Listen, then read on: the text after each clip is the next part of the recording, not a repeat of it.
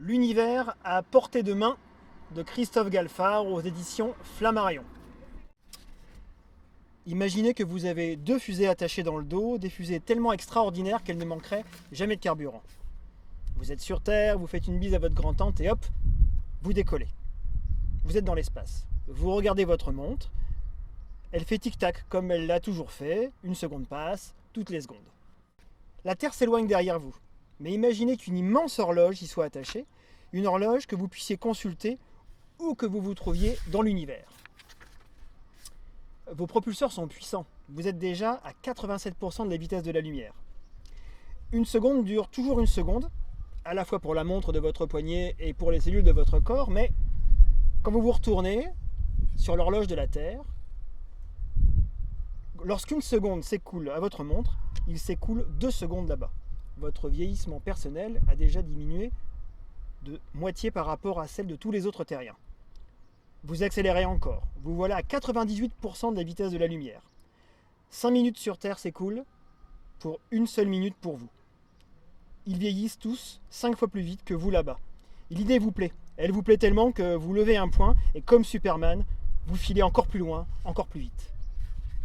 C'est un livre de vulgarisation scientifique. Un livre qui fait le point, il date de 2015, sur l'ensemble des théories expliquant ou tentant d'expliquer l'infiniment grand et l'infiniment petit. Dans l'infiniment grand, on entend les galaxies, le Big Bang, la théorie de la relativité d'Einstein. Et dans l'infiniment petit, on parle de physique quantique, essentiellement. Les protons, les neutrons, les quarks.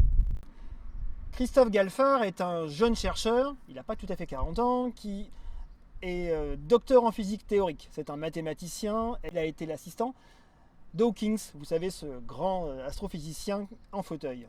Autant dire qu'il en a dans le ciboulot, le monsieur. Mais il est très, très pédagogue.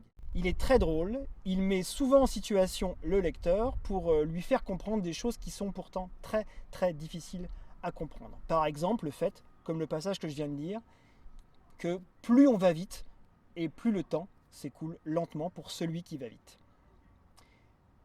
Je me suis tourné vers ce livre que j'ai lu 2 fois parce que j'ai toujours aimé les documentaires sur des notions un peu complexes et un peu éloignées, comme ce que signifie E égale MC2, pourquoi est-ce que quand on va très très vite, on vieillit moins longtemps, comment fonctionnent les trous noirs, et qu'est-ce que c'est que la physique quantique.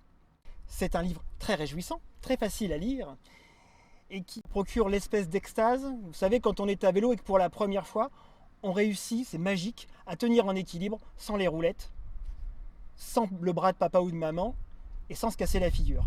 Eh bien c'est ça. Pendant quelques pages, pendant quelques temps, on comprend ce que c'est que la physique quantique. Et ça fait un bien fou.